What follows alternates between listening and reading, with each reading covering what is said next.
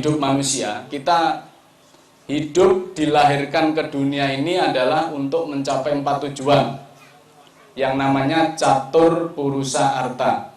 Di dalam kitab Purana dikatakan dharma arta kama moksanam sariram sadanam. Jadi yang namanya sarira, badan kita, itu adalah untuk digunakan atau sebagai sarana untuk mencapai tujuan yang 4 ini, yaitu dharma, arta, kama, dan moksa. Jadi tujuannya 4 itu. Kita hidup di dunia, sarira kita, badan kita harus senantiasa diupayakan untuk mencapai yang namanya dharma, arta, kama, dan moksa. Nah, dharma itu adalah kewajiban-kewajiban kita terhadap agama, terhadap negara, terhadap keluarga, terhadap masyarakat, dan sebagainya. Dharma adalah artinya juga berarti agama, dharma juga berarti kebenaran. Di dalam Sara Samusaya dikatakan, Hikang dharma ngarani ananuning maring swarga iku. Kadigatining parahu anhanuning banyak nentasing-tasing. Ikang dharma narania, yang disebut sebagai dharma itu anhanuning maring swarga ika. Jadi adalah sarana untuk mencapai surga, mencapai swarga loka atau mencapai moksa. Kadigatining parahu, kalau itu diibaratkan seperti perahu, Pak. Perahu untuk mencapai, untuk melintasi lautan, nentasing tasik. Tasik itu lautan. Jadi dharma yang kita banggakan, dharma yang kita anut itu adalah untuk mencapai lautan, untuk menyeberangi lautan yang namanya lautan samsara. Kita hidup di dunia ini adalah karena lautan samsara. Oleh karena itu kita harus menyeberanginya dengan dharma. Ya, dengan dharma. Nah, kemudian yang kedua adalah arta. Arta itu berarti kekayaan. Arta itu adalah bagaimana kita supaya untuk menghidupi penghidupan kita sehari-hari, mencari nafkah kita, itu adalah arta. Ya. Jadi kalau Bapak, Ibu yang hadir di sini, saya yakin semuanya adalah ahli arta ini. Ya, tadi dikatakan oleh Pak Ketua PADI, ini adalah genahne pipis ini. Ya, genahne pipis, tempatnya uang, karena bank itu adalah tempat masuk dan keluarnya uang. Ya, orang kalau mau utang pasti ke bank. Orang kalau mau ngambil uang dalam jumlah besar ke bank dan sebagainya. Nah, tapi yang namanya uang itu bisa membutakan manusia, Pak. Ya, membutakan manusia. Lebih-lebih di zaman Kali. Di zaman Kali Yuga itu uang adalah segala-galanya. Di dalam Kekawin Niti Sastra dikatakan muah ritekaning yuganta kali tanhana manglewihana saking mahadana. Jadi ketika yuganta kali, zaman Kali datang, akhir zaman Kali datang, tidak ada yang dihargai selain uang. Sang Hyang Widi saja sekarang kalah sama Sang Hyang Rupiah. Betul. Jadi orang kalau sudah bicara Sang Hyang Rupiah, di Jegen, ya, di mana aja di Jegen pasti akan dicari. Betul tidak, Pak? Ya, uang.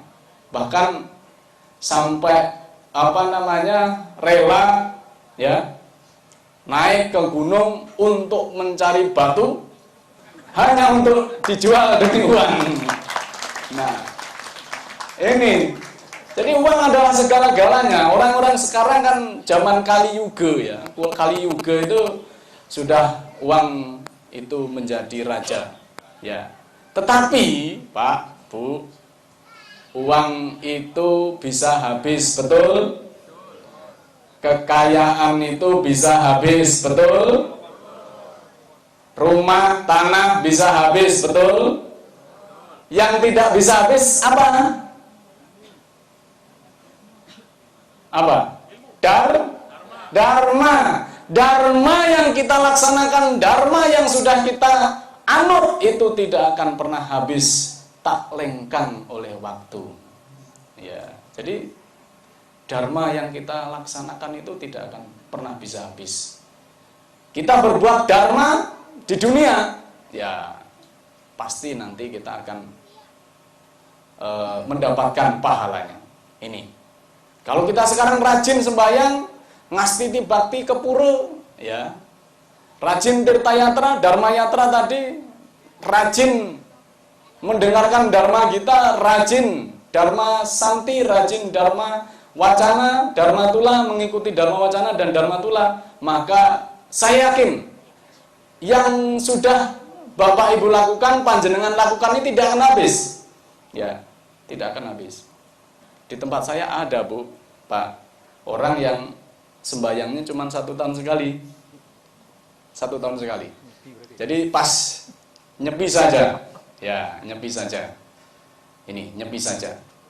Kemudian ada orang juga yang agama Hindunya itu hanya KTP saja, tidak pernah ke pura.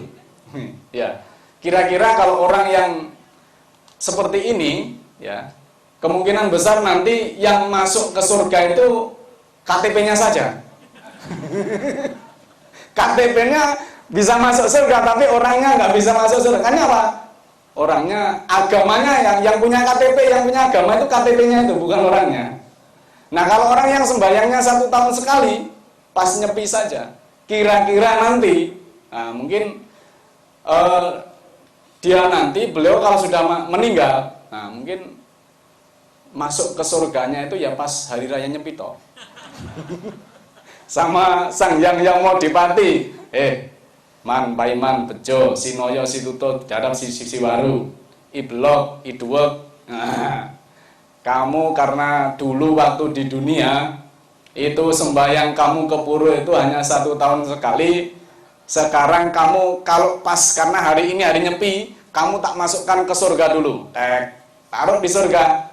Nah, satu kali 24 jam. Setelah 24 jam, nah ini karena nyepinya sudah berakhir, udah kamu tak balikin sana, sono, kamu balik dulu ke neraka dulu sana tempatmu.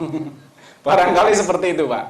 Jadi sembahyang itu tidak harus menunggu hari raya. Kepura itu tidak harus menunggu dharma santi.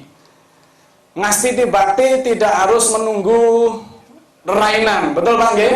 Jadi ngastiti bakti dimanapun tempatnya kita bisa ngastiti bakti. Sambil ngitung uang juga bisa ngastiti bakti itu. Tapi ya itu, yang dipuja bukan sang yang rupiah, sang yang widi, tapi ampun niki sang yang rupiah.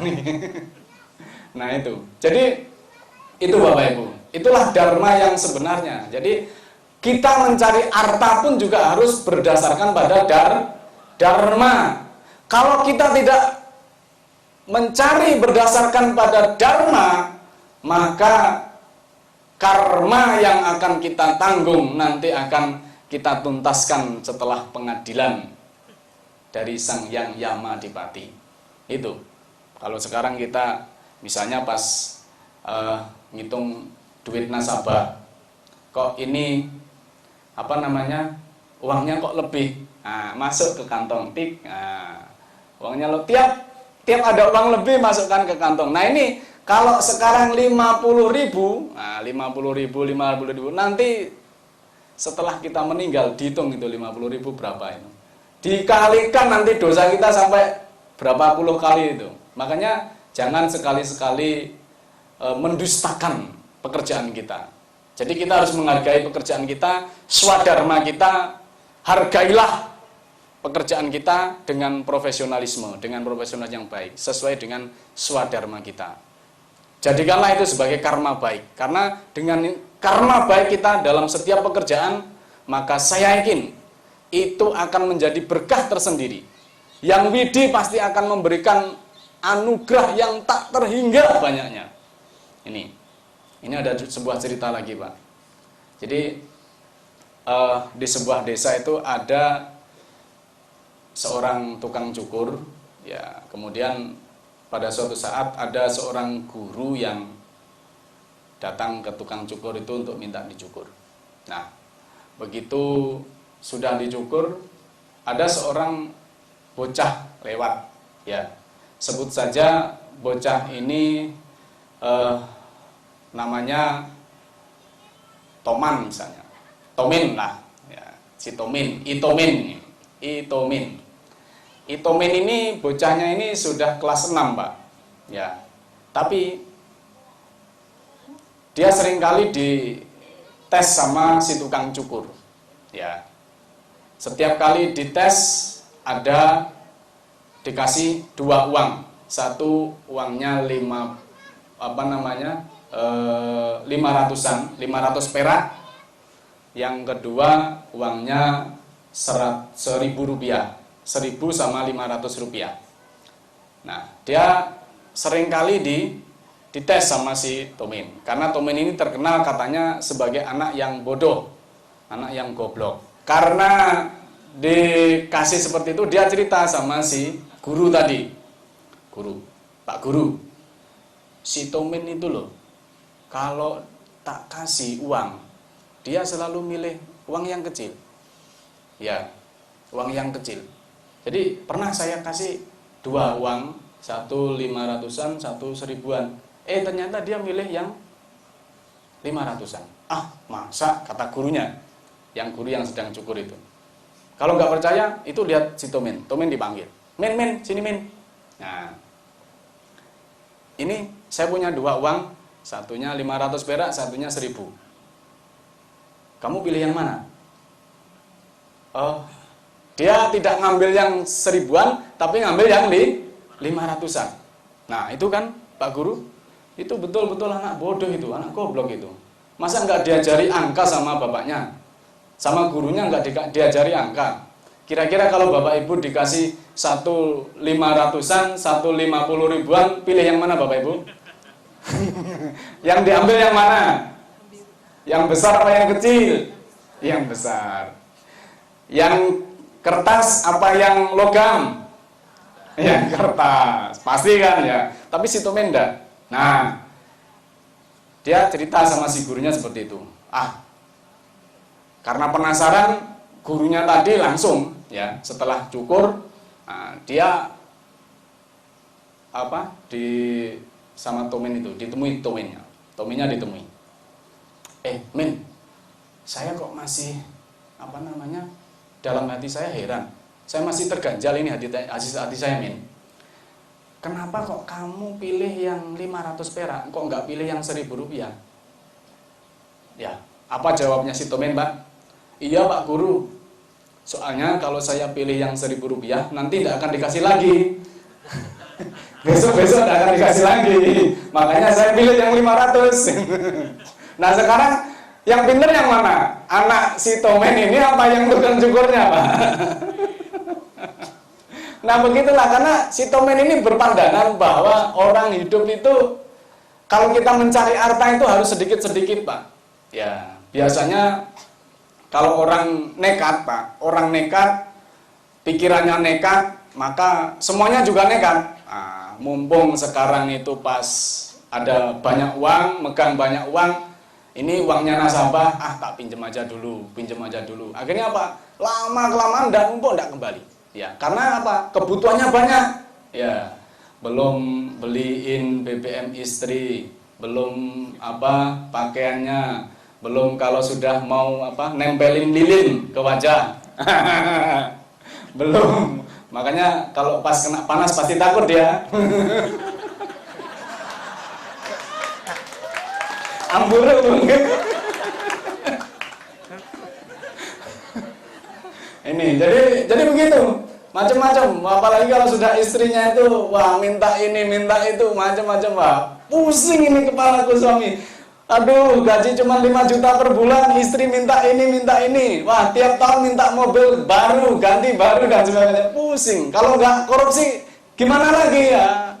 Mumpung ada kesempatan, ambil begitu. Tapi ingat, begitu ini diambil, nah itu adalah sebagian karma pala kita yang kita ambil, Pak. Karma baik kita yang kita ambil sebenarnya itu bukan apa-apa. Itu karma pala baik kita yang kita ambil sekarang. ya masih mending nggak ketahuan sama polisi atau KPK ya. Kalau nggak ketahuan polisi KPK berarti ini karma pala yang kita ambil, karma pala yang baik ini. Berarti apa? Kita sama dengan mengurangi pahala kita yang baik. Itu. Kalau kita mengambil uang yang tidak halal tadi, yang tidak sesuai dengan dharma kita. Itu.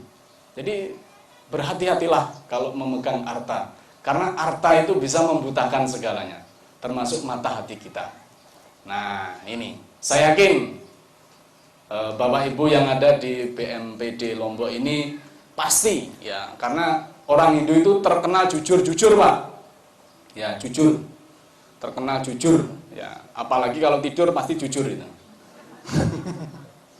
Kalau tidur nggak bisa bohong soalnya.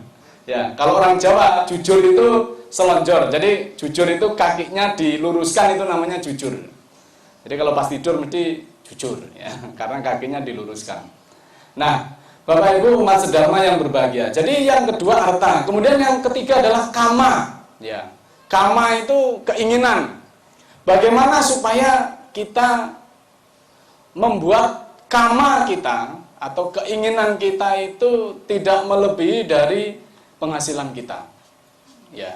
Jadi kalau keinginan kita lebih banyak daripada penghasilan kita, maka seperti tadi, satu-satunya jalan adalah dengan berbuat curang, ya, berbuat dusta.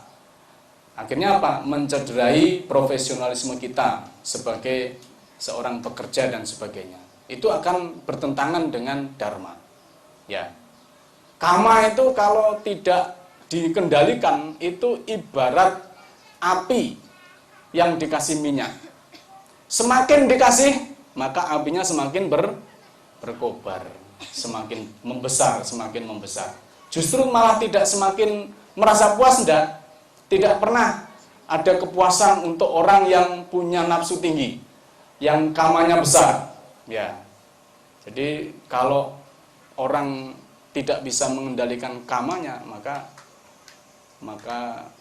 mau tidak mau dia akan terbawa oleh arus nafsunya sendiri yang akan bisa menghancurkan dharmanya.